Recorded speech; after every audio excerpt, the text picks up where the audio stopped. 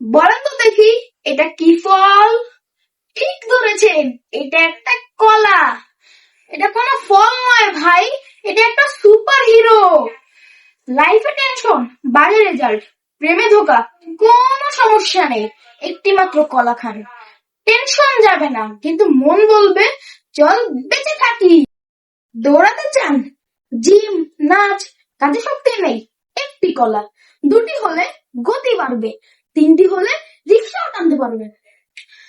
হজম না হলে জীবন বাজে হয়ে যায়। টয়লেটে বসে বসে ভাবছেন জীবন কি? কলাকে ডাকুন, ব্যাস, ফট করে প্রেশার খুলে যাবে।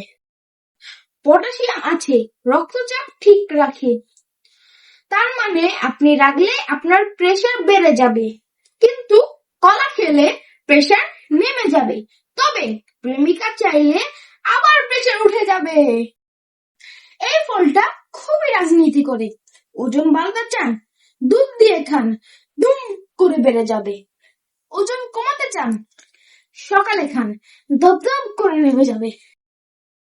গ্যাস, অ্যাসিডিটি, বুক জ্বালা, কলা বলবে আরাম লাগে ভাই।